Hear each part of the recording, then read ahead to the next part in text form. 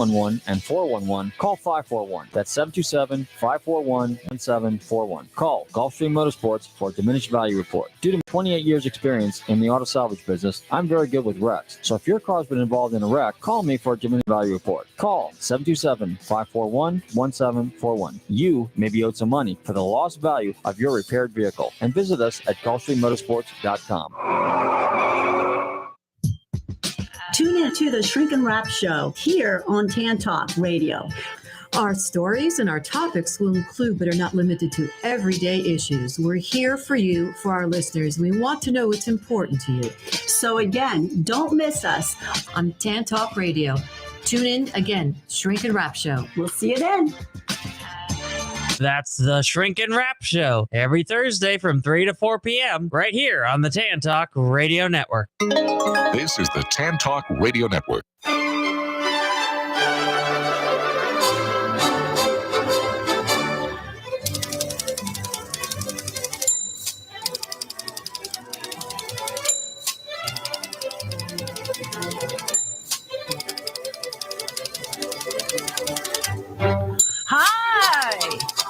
This is Patsy with a Z. Welcome to Joy on Paper, a program for writers and those who dream of writing, and for everyone who wants to know the story behind the book. Coming to you from glorious Clearwater, Florida, the perfect place for writers to write and readers to enjoy a good book. And it's a perfect place for Canadians to come and enjoy the sunshine. And I'm always inviting Hannah Mary McKinnon to do that.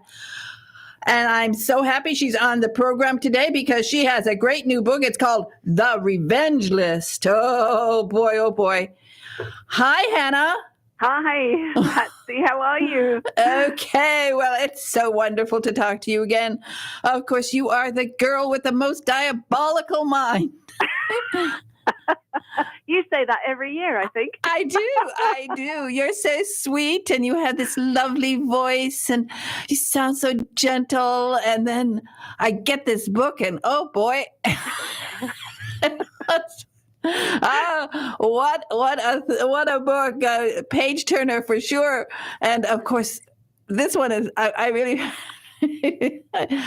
I mean, your books are always so great, but I love the way you open the book with the way you introduce your main character, Frankie. I liked her right away. I could not really relate to her for her actions, but I could understand having, let's say, in this time of the world, some real anger issues. Yes, she definitely has some anger issues. And what you said, that you understood her, that makes me so happy, because as I was writing her character, I felt that some people or many people might not relate in the way she deals with her anger, but they would then understand why she is so angry. And that was really important to me. So I'm glad that worked. Well, it does. And as, of course, with the name, The Revenge List, we've got somebody who's got some anger issues. And what do you want to tell about the story? Because I think you've really captured somebody here in Frankie Morgan. I did relate to her in the fact that I understood the feeling of frustration that she was going through. So tell us about Frankie Morgan.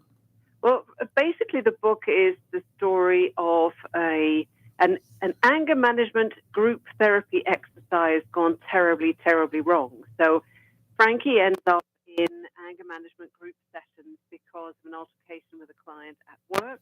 She works construction. She's a project manager for her father's business.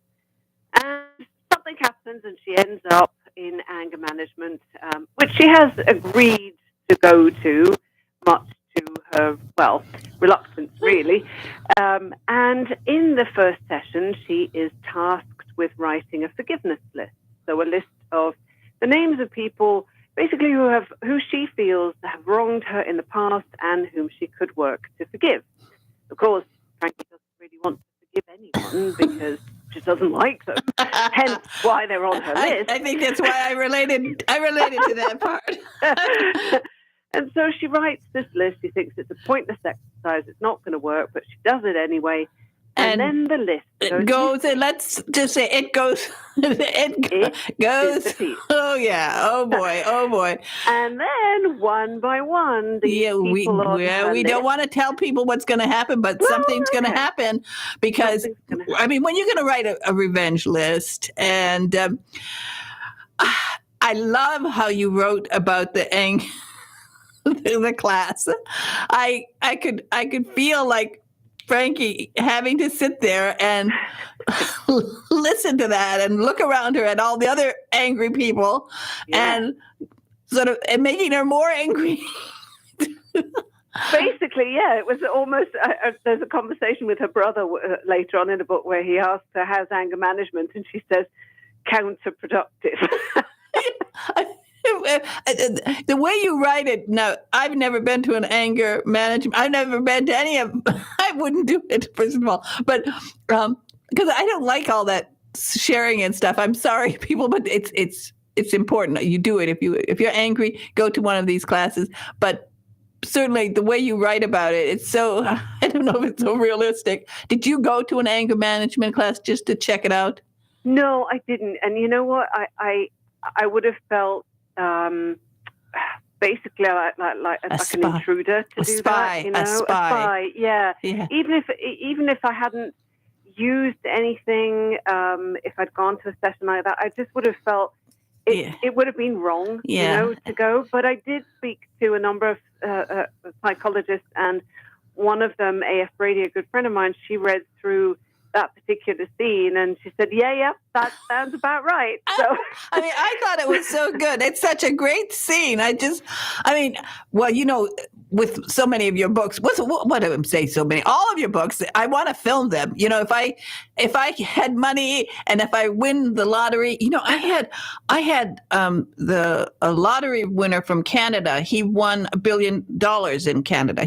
The largest lottery winner in Canada. He was a guest on my program. He wrote a book about it. Wow. Now, if I got that, then one of the books that I would I'd option all of your books. What the heck? I'd put because you have these wonderful scenes that are so cinematic. I saw that scene in my head. I'm looking like I had this sort of creepy feeling. I'm sort of looking to my left. I'm looking to my right. Are these people in my, in my room here while I'm sitting in my reading chair? Did they sneak in? Because you write it. So it's just so great. Oh, thank you. Well, I tend to write what I see in my head, if I visual, because I'm quite a visual writer. So I'll think about the scene and what does it look like? And then I'll write what I see. So the fact you say that it's cinematic and you can see what I've written, that makes me really happy. Thank you. That's such high praise. Yeah, well, I'm always praising you. I mean, I've been praising you since the... That's true. Thank you. That's true because first, I love to say Hannah Mary. I don't know. I just love to say Hannah Mary. If I had been your sister, I would have. Well, my sister, also has a middle name, and she didn't like us to use it. She just, so if to annoy her, I would use it, of course. Of course, that's what siblings do. A little anger management there. Now, have you ever written now, this is a forgiveness list. It's not really, it's not a revenge list. I mean, you're not. Yeah. I actually wrote a revenge list. Oh, boy. I mean, I wrote a real revenge list, and I'm working on it, as a matter of fact, because, and I have 10 names on it. Should we ask why? Well, they deserve it. They deserve it. And they are 8 lawyers and a producer. Wow. who stole my work. Oh, boy. And I sued them, which was a stupid thing to do when you're young and in Hollywood. You don't sue. You don't sue it. Wow. I don't have a revenge list, I have to say. I don't have a revenge or forgiveness list, either or. I don't have one. I remember holding a bit of a grudge towards somebody who wasn't very kind to me in high school. And funnily enough, we had a high school reunion, and we were talking, and I wasn't sure if I wanted to go, and I went along, and this person was there, and we started talking, and they couldn't remember actually because they said, oh, high school was so much fun, and I countered that with it wasn't for me. I really didn't like it. And they were really shocked and surprised and asked why. And I said, well, mainly because of you. And they were so apologetic and so lovely. And I remember thinking, okay, I was feeling anxious, and I was still mad about what had happened. This was about 10 years after we finished high school. And I set all of that down and all of that baggage down, and I never picked it up again. It was quite informative moment. It was. Well, with Frankie, of course, I love the fact that she's in construction, and you've given her a nice position there. And we're not going to tell people what happens, but there's so many aspects to this story. Of course, she's a wonderful character. And then there's the dynamics with her father and her past and her brother, also great characters. And you have all these little twists and turns so that we are kept guessing what's going to happen. And I think you must have a lot of fun in working that out. I did, actually. I had a lot of fun planning the book. And right at the beginning, before even chapter 1, there is actually Frankie's forgiveness list. So it's who's on there, why, and then she's giving them a rating from 1 to 10, of 1 being the most difficult to forgive, and 10 being the lowest. And I remember writing the list down, thinking, even really before I started plotting much more, thinking, okay, so who would be on the list? What's their name? Why are they on there? What did they do, or what does she perceive as what they did? And how bad is the grudge she's bearing against them? So I already had fun in that stage. I was cooking up the reasons why somebody would land on Frankie's so-called forgiveness turns into a revenge list.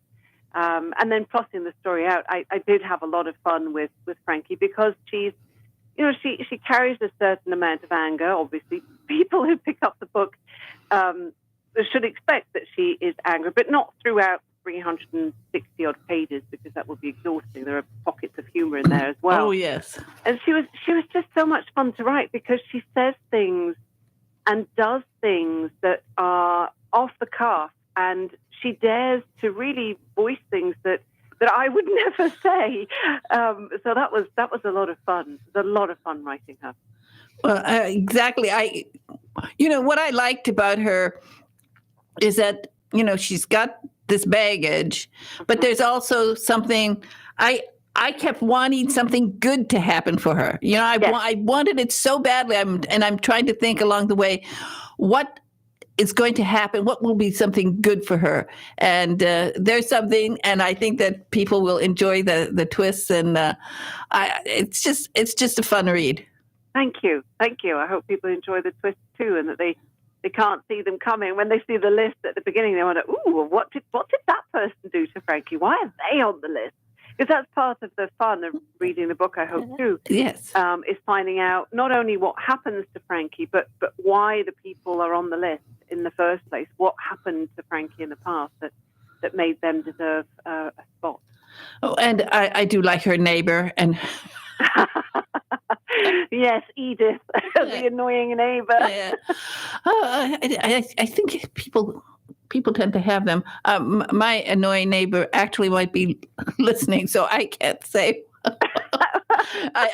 In my condo, we have a condo development, and there are 3 buildings, and everybody, there, because I do book talks, and I do, people are always coming to me and saying, how can I write my book? I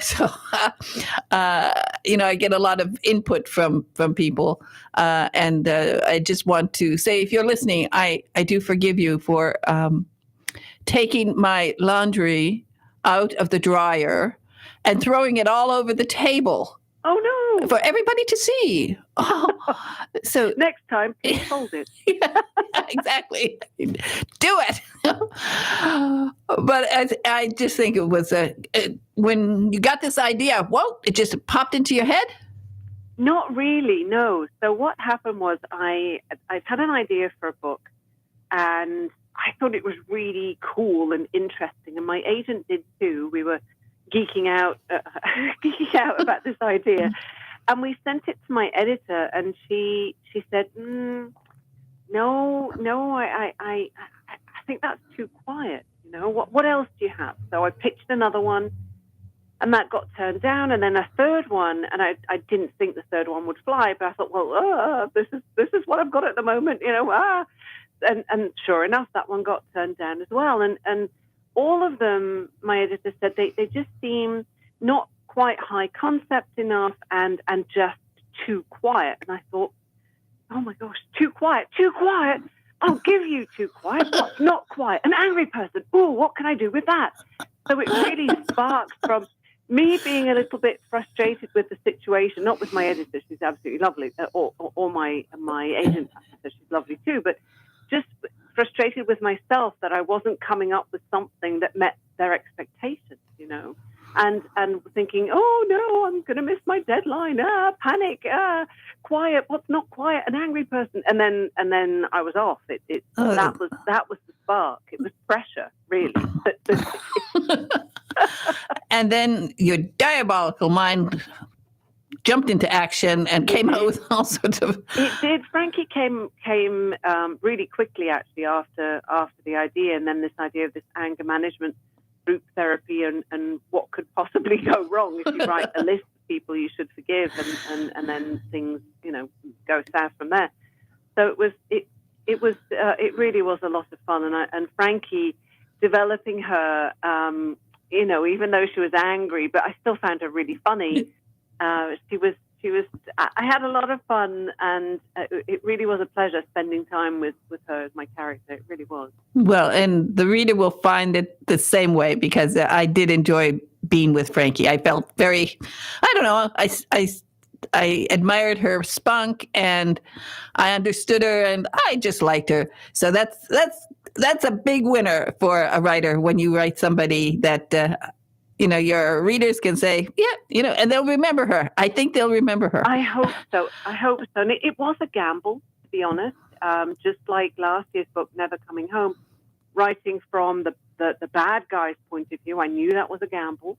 And this year, writing from Frankie's point of view, an angry woman, you know, they're not necessarily understood or accepted or widely appreciated. And that was really interesting too. You know, how do I write this angry person, again, not for 360 pages, but who does have somebody who ends up in anger management? How do I still make them sympathetic to the reader? And that really came from character development, and as we mentioned right off the top, helping the reader understand why Frankie is angry and frustrated. It does come from her past, and the more the reader will read and discover the story, the more they'll understand why she's so ticked off. And you are great at the reveal. You reveal a little bit at a time and keep us going. Now, aren't you a lucky person to have an agent and an editor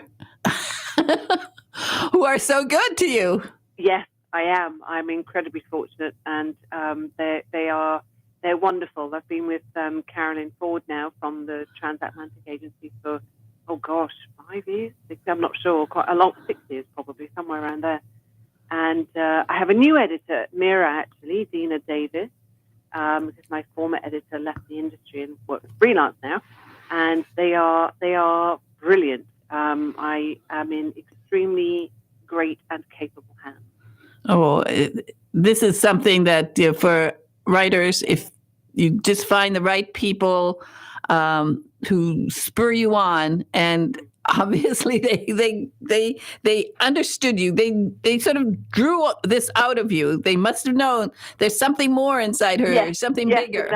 Exactly. I don't mind at all that my editor said no, that this idea is a bit too quiet, because I ended up with with Frankie, which I'm really grateful for. And those other ideas, they're still in my back pocket, and I'm going to see if I can do something with them when the time is right, perhaps. Well, you can, give them some zing and... Yeah, exactly. Exactly. That's what happens. It sort of ferments in your brain until it starts bubbling over. And yeah. Yeah, precisely. Well, it's so wonderful, of course, being a Canadian. Do you plan to come to America sometime?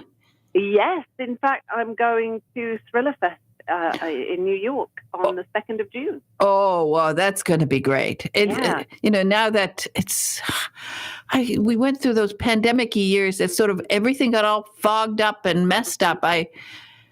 I'm still hard to believe that we're out of it, I know. Well, I was just in Switzerland, actually, visiting my dad and my sister and family, and it felt completely normal, going on the plane, being over there, coming back.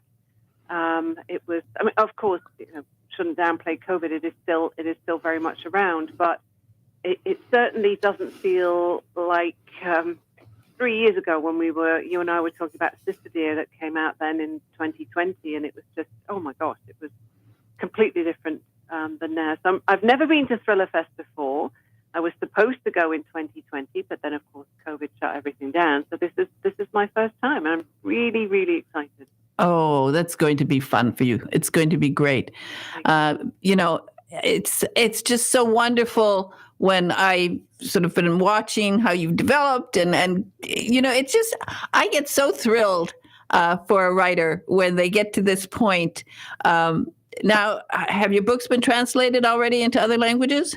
They have. So let me see. The Neighbors is in Estonian and Swedish. Her Secret Son is in Estonian, and last year's Never Coming Home will be in German. It's coming out in Germany in September, and Poland as well. So that's really exciting. Oh, that is exciting. Now, of course, you were raised in Switzerland, so you speak. Yes. Are you the Swiss or German or both? So I speak the Swiss German and German. So this is the first translation of any of my books that I will actually be able to read. So that's really, really fun. I'm looking forward to it. Oh, that's exciting. Oh, it's fantastic. And of course, going back to Switzerland for a vacation, that must have been wonderful. It really was. The weather was awful. It rained a significant amount, but I got to see my dad. It had been a year, and we went to the family. So it really was terrific. It was lovely. I had a great time. And so after this, you're working now on the new book already? Yeah. So I have a romantic comedy coming out as Holly Cassidy, believe it or not, a pseudonym, on September 26th. So that's a completely different genre. It's called The Christmas Wager. It's light, it's sweet, nobody dies. It's completely different. So that's in September. And then I have another thriller, which will publish, I'd imagine, next spring. We don't have a title yet, but I can tell you it is about the rise and rather violent demise of the all-female pop rock group, The Bittersweet, when one member decides that maybe this band is worth more dead than alive. Aha. Okay, that's intriguing. Okay, again, you can get a little bit of all of the strange things in your head. Oh, yeah. Yes. After writing the romantic comedy, I was quite keen to get back to my murderous ways, and it was really fun to write. Really fun. Well, I think the Revenge List is great. It's, all your books are great, but everybody get this book, Revenge List. It's a wonderful read. You'll enjoy it. And Hannah is a great writer. And Hannah Mary McKinnon, that's your website, right? Yes, that's right. HannahMaryMcKinnon.com. Yeah, so that's all you have to know. The book's available online, and it's a great read, and people get it. And then you're going to be back here in September, so we can talk about the new book, the Christmas. I would love that. Yes, okay. Let's do that. That'd be fun. I'm going to mark my calendar right away because I will take any excuse to talk to you. And I'm still hoping that you're going to come down to Florida one day here. Oh, I hope so too. In the not too distant future. Yeah, well, I think you guys have to come down and get some really great Florida sunshine and have fun here.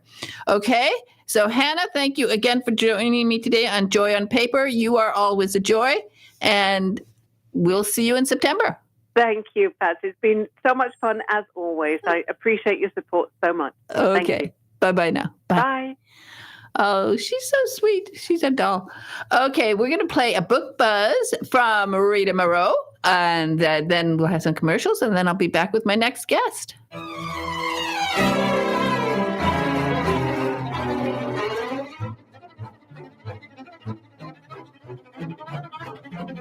Hello, mystery lovers. This is author Rita Moreau reporting for Joy on Paper with a mystery that will keep you turning the pages. Forgotten War by author Don Bentley. Forgotten War is a heart-pounding, action-packed thriller written by author Don Bentley, who knows about war. An Afghanistan vet, Apache pilot, and former FBI agent, he has seen more than his share.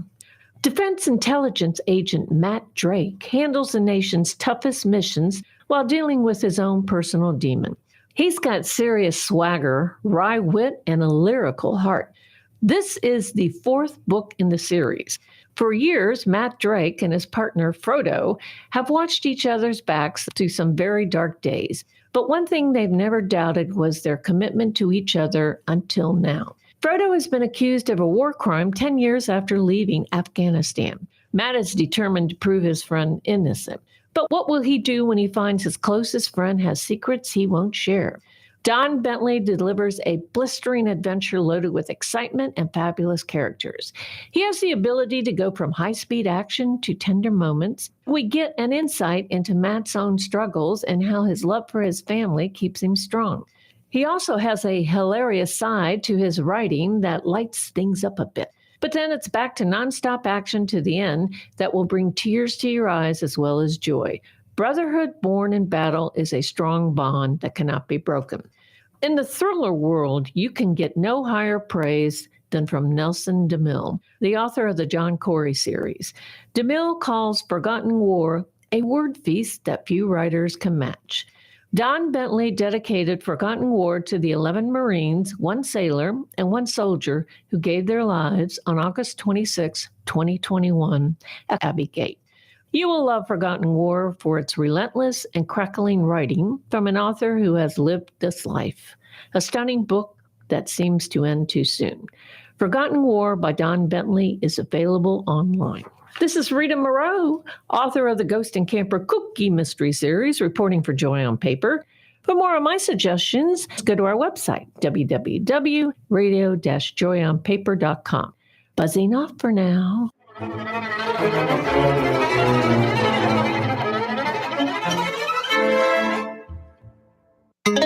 This is the Tan Talk Radio Network. Have you ever faced disaster? The Red Cross is always there for you. The Red Cross responds to a call for help every 8 seconds. They have never turned anyone down. Now they need your financial support so that they can be ready to help you when the need arises. Donate online at redcross.org. Thank you. Are you an author, an artist, an inventor? Then you need to protect your valuable intellectual property. You need Larson & Larson. We have the experience and knowledge to help you with all of your legal needs, from processing trademark, copyright, or patent applications to negotiating licensing agreements and handling litigation. The attorneys at Larson & Larson in Largo, Florida can help protect you. Call us today for a no-cost consultation at 727-546-0660 or visit our website at larsonpatentlaw.com. Do you dread being called on to speak at meetings or family functions? Have you envied those who can sway an audience with well-chosen words? Do you know that people who speak well earn more money, earn more rewarding careers?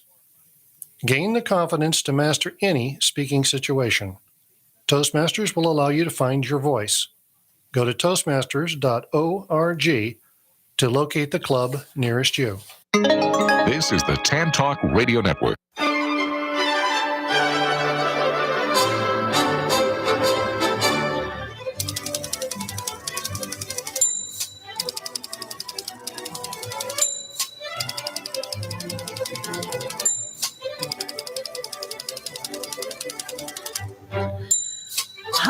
Hi, this is Patsy with a Z, and I am back with my next guest. Wow, this is exciting. Liv, I get two people for the price of one here. Liz Constantine, and their names are Lynn and Valerie. And I'm so happy to welcome you to Joy on Paper, Lynn and Valerie. Thank you. So great to be here. Thrilled to be here. Okay, Liv. I like the way you did that. If I was going to write with my sister, I would also love to do something like that, because when you're sisters and you have a sort of the same experiences in many ways, but you also you have that connection that is so strong, and the two of you have come out with this wonderful amalgamation of your personalities. Thank you. I love political thrillers. I love thrillers set in or suspense. In this case, it's also a thriller. It's a psychological thriller. I love anything set in Washington, D.C. I just love the setting, especially when we have the White House and Senate and everybody involved. And you write about it so beautifully. Of course, Valerie, you actually worked in the White House, so you bring a lot of depth to that part. And then, of course, Lynn, you have, I think, a lot of the. I found a lot of the dialogue. I was thinking, I think this is Lynn. I'm not sure, but I think this is Lynn.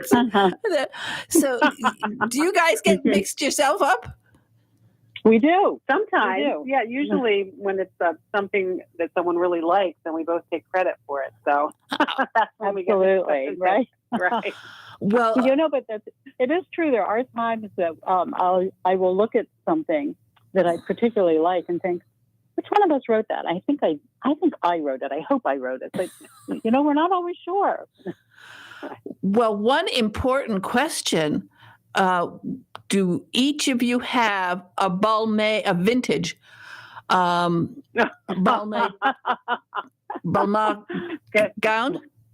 Well, No, I do not, unfortunately. Fact, yeah. Well, you start off that one chapter and she's getting ready to go to the White House and she's got a Balmain gown. And I think, whoa, maybe you guys went out and bought yourself a vintage gown because, it'd be tax deductible. What a great idea. Research, to write about a gown like that. You really need to have it so you can feel what it's like to have it on your skin. You didn't do that, huh? No, but we didn't. I'm gonna look that right up. Over. Yeah, we should go right after this. Well, I think so. Wouldn't that'd be cool? I think I'd love to do your I'd love to do your taxes. Put that down. Now. Mm-hmm. Wow. It must have been fun for you, Valerie, to write a little bit about going back to the White House and going to one of these events because you were involved in a lot of that. A little bit of that, yes. I mean, it was many, many years ago that I worked there. And certainly some things have changed over the years, but some things are very much the same. And I think today with this 24-hour news cycle that we have and you kind of get a picture into what goes on in Washington. Everybody does. We pretty much all know what's going on, and we have a really close look. Whereas maybe 25 years ago, things were a little bit more obscured to people who were not actually working there. But it certainly helped inform the book when I was writing. Definitely. Well, who wants to tell about the premise of the book? Because I love it. We get senators. I love. We never seem to have enough. So tell us about what's your spiel on this one? Okay, I guess I can take a shot at the spiel, right? So we're in the glittering world of Washington D.C., where Sloan Chase Montgomery is back after a tragic shooting accident took her husband. She's really newly married to Whit, another senator who also lost his wife in this same accident. And they're putting their lives back together. She's trying to get back to taking care of her foundation and going to all of the events that they're invited to, but she has to have hip surgery because she's been dealing with lupus over the past 20 years. And so they need to hire a home health care worker, which is supposed to be a temporary thing. And they find Athena Karras, who is a character we get to see in her point of view. And we do know that she's up to something, but we don't know what. So she gets the job. And when Sloane gets home from the hospital, instead of improving over time, she gets worse and slowly begins to wonder, is this woman that she's now at the mercy of after her life, does she want to take over her life? And it kind of goes on from there. Yeah, well, Athena is it's a little bit of a warning with that name. I don't know about that. I thought right away, okay, what's she up to? Because, you know, there are women who are always trying to grab themselves a senator. So exactly. This is so much fun. I mean, this is really so much fun. I don't know, you know, when you're writing something like this and you're having so much fun writing it, I mean, do you sometimes just giggle to yourself like, what am I doing? I'm having so much fun. We definitely have a lot of laughs, right, Valerie? We do.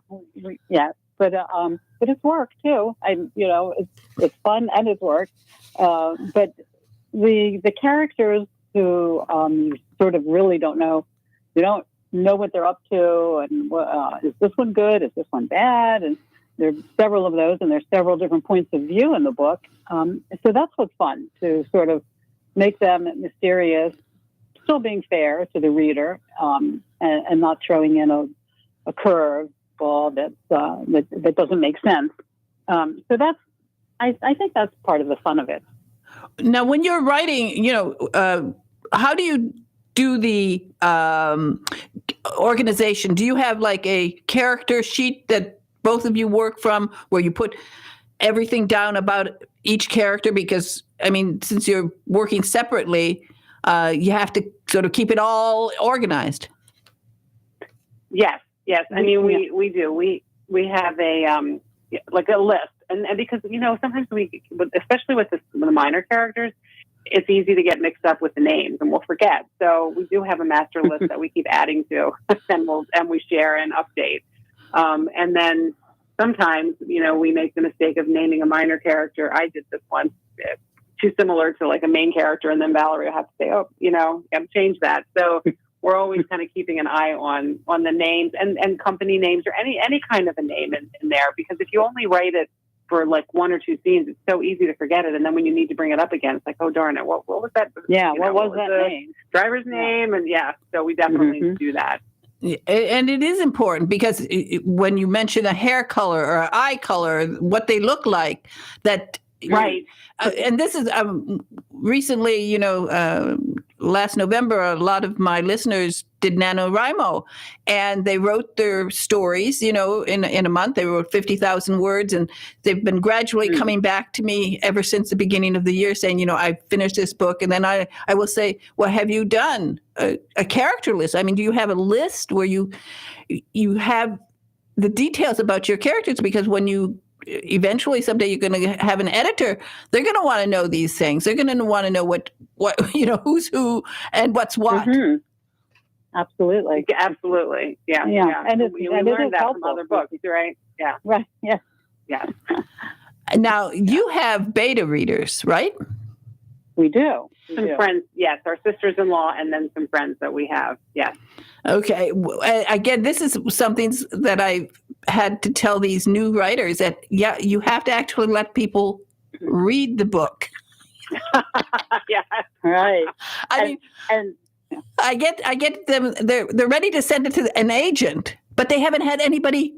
I mean, they don't want anybody, their husbands, their sisters, their brothers. They don't want them to read it because they just want to send it straight to the agent. And I said, that's not the way it works. You really got to have somebody read. Yeah. And when we send it, go ahead, Lynn. Are you?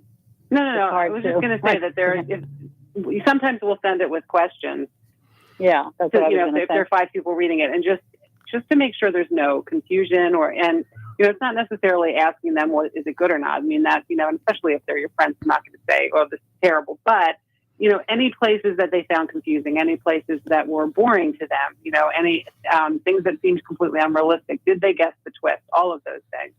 And if you see something, if all of them are saying the same thing, like, oh, well, I wasn't really sure what was going on, then you have a problem to fix. Now, or if they say, it's really dragged here, I lost interest toward the middle, or it's all very helpful. Exactly. And this is something a writer has to learn to take criticism along the way. Oh, yeah, definitely. And then you get better and better, like you you too, ever since you sort of hit the world with the last Mrs. Parrish, which just everybody got enthralled with that book, and it sort of put you on the map. And since then, I think you're up. Well, I don't know how many you sold, but when you got to the first million, what did you do? How did you sell? How do you celebrate when you hit a landmark? We need a better set. We don't really have a ritual, and people have asked us that, and we need to. If you have any suggestions, we're open to that, because we just are like happy and we'll post on social media, but we don't really have a toast a glass of champagne or this or that. We need to do that. So we don't. We just are very happy and excited. That's about it. Yeah.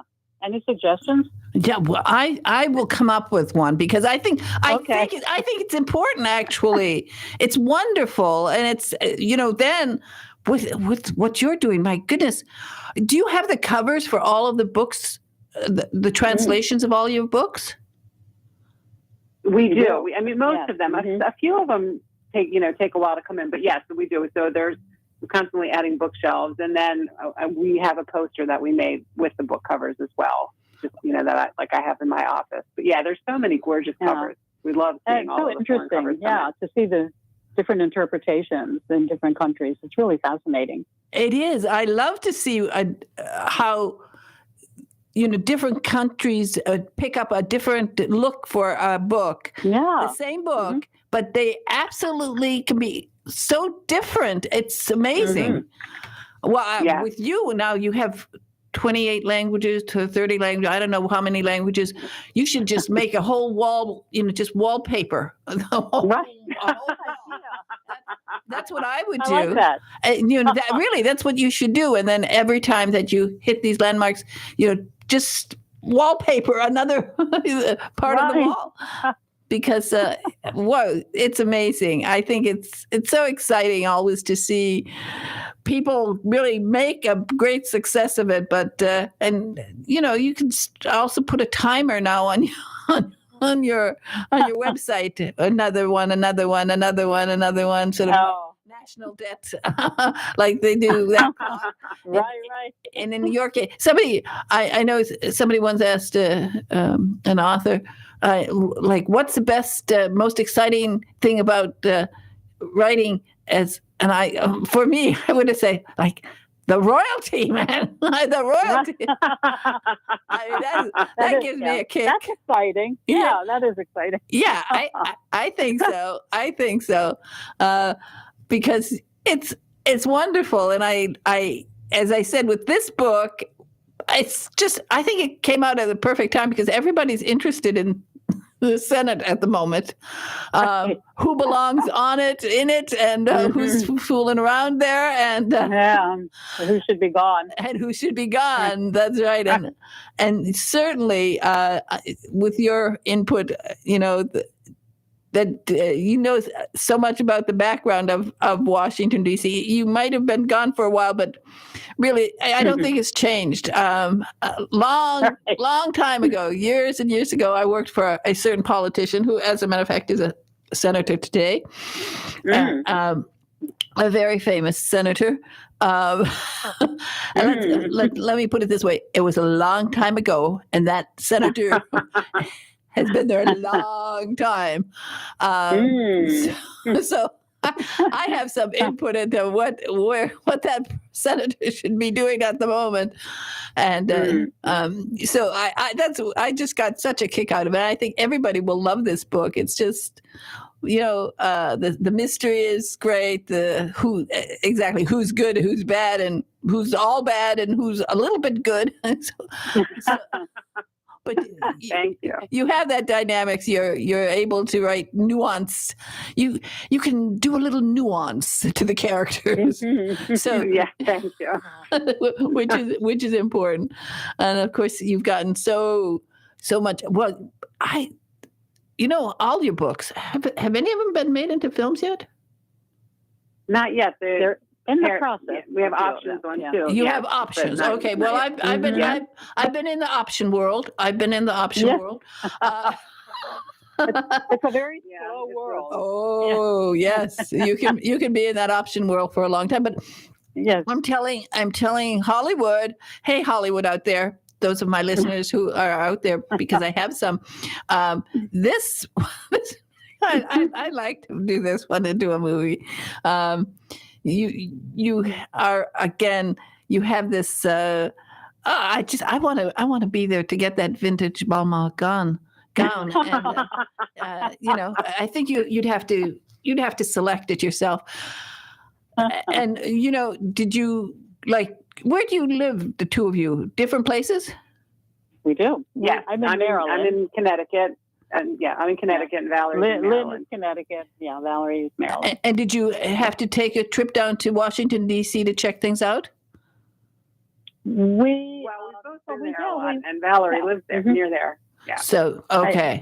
Yeah, So- right. So you can So we're there. I'm in Washington. So fairly you're often. so you know what's going on there. Well, I think it's a great deal of fun to read this book. I enjoyed it so much, and I want to thank you both for being on the program. I know one of the things about writing is that you can keep doing it and keep doing it for years and years. As Mary Higgins Clark was on my program when she was 89 years old, and she was still writing. And in February, I had Eugenia Lovett West was on my program for her 100th birthday. Oh, wow, that's wonderful. I love that. That's great to hear. Isn't it? I love that. Yes. So it's just, it is something so wonderful. And of course, now I don't know if you're going to go on tour or anything, but at least now you can meet people and get out there a little bit. Yeah, we're That's very the good excited part. about that. We are doing a tour. Right. Yeah.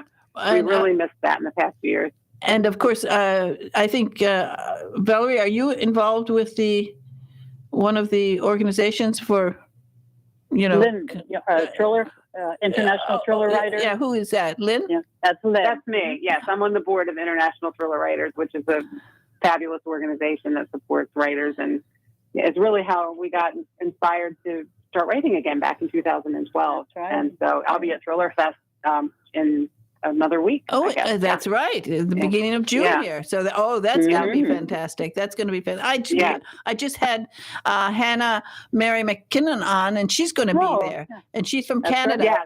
So, she's a good friend. Yes, we love her. Okay, well, she was on just a few minutes ago, so you'll see her. Oh, that's so funny. Isn't that nice? Because I love her. She's terrific. Well, one of the things I wonder, I have a few minutes. I'm going to ask you. I don't know, put you on the hot seat. Is there going to be a discussion about AI covers at this at Thriller Fest? Oh, at Thriller Fest. Well, I don't know. I think there actually is a panel or a class. I mean, I know there is a lot of discussion around AI in every facet of the writing world in all of the organizations. So I don't have the schedule in front of me, but that sort of rings a bell. I do think there might be something on that. There might be something. I wasn't able to go this year. Well, first of all, I didn't want to plan anything because you had to plan it earlier, and I didn't know who knew what was going to happen with COVID next. And the thought of sitting on a plane with a mask on just freaks me out. So where are you located? Clearwater, Florida. Clearwater. Oh, nice. How beautiful. Oh, it is. It's so gorgeous here. So, you can come down and have a convention here anytime. That would be great. Yes. This would be perfect. And what we did, we had BoucherCon here a few years, before the pandemic. Everything's like before. Nowadays, we go before and after the pandemic, Isn't it the truth? I know. Yeah. So Hard to remember what year it is. I know. It all blurred. It just got all blurred. Well, you guys have a lot of fun at this convention. It's going to be great. Thank you. Stay safe in New York. I don't know where you're staying, but stay safe and have a wonderful time. And I hope they will ban AI covers. So that's all I hope. Yeah, I agree. Yeah. Yes. That's what I want. Yeah. Because we need to keep illustrators working. They need absolutely. They need money too. So I hope that if they're going to have a vote on it, to keep AI covers off of these books, because it's not fair. Anyway, everyone is always going to be happy when they read your book. So make sure everybody get this wonderful book. Senator's Wife is by Liv Constantine, and you can see they have a website, and you can find out both about Lynn and about Valerie there. And the book is wonderful. Again, thank you so much for being on Joy on Paper today. Thank you. Oh, thanks so much for having us. It was great to see you. It's been a pleasure. Yes. Thank you. Okay. Yes. Bye-bye now. Thank you. Bye. All right. Well, think about that. That's an idea of people. When you're going to write a book, put something in there like a vintage Balmain gown. And, you need to do the research. As a matter of fact, if you're going to get a vintage Balmain gown, take a trip to Paris, and it's tax deductible because you're doing research for your book. But of course, then you have to publish the book too. But it is nice. It is nice. It is. A lot of writers just starting off don't understand that they actually can deduct that from the taxes. And you need every little deduction you can get nowadays because they keep taxing us like crazy for everything. But not here in Florida, where we don't have a state income tax, people. We are very, very lucky. So, well, just think of that. How lucky we are for those of us who are in Florida. All right. Now, what else do I have to say today? Oh, go to my website, www.radio-joyonpaper.com. I have a lot of new things up there, including I'm going to be putting up book buzzes, animated videos of book buzzes, especially I just did one for Bria Burton, who does the sci-fi book buzzes. It's an absolutely fun video. That's going to be on the website. And also go to my Facebook page, which is Radio Joy on Paper. And you will see a lot of my videos there. Lots of fun to do them for authors, because I want to help real authors, real writers, and that's the important thing. We don't want any AI writers or AI illustrators. We want real people, and we need to continue making the connections to real people. So check out my website and my Facebook page, because people remember what I always tell you, that really one of the joys of life is truly to see your words on paper, or to hear them in an audible book, or if you're very, very lucky, to hear those magic words, lights, camera, action, and your book will be turned into a major motion picture, streaming video, or perhaps a series on the Hallmark Channel, like I am hoping for Carol J. Perry, because I would love to see her Witch City Mysteries. She's up to number 13. My goodness, what a lucky number. And her Witch City Mysteries would be terrific, and I would love to see them on the streaming video, because I'm so bored with everything else out there. Anyway, everybody, say something nice to somebody today, and I will say something nice to Big Ed in the control room. Thank you, Big Ed, for everything. And he saluted me, and I saluted him, because I like being saluted. I should have been a general. I am so sorry I didn't. I should have been. I'd have been a Marine general. That would have been really cool. I love Marines. Anyway, everybody, take care and have a lovely weekend, a long weekend, right? Is this a long weekend? Yeah, it is. Okay, bye-bye now.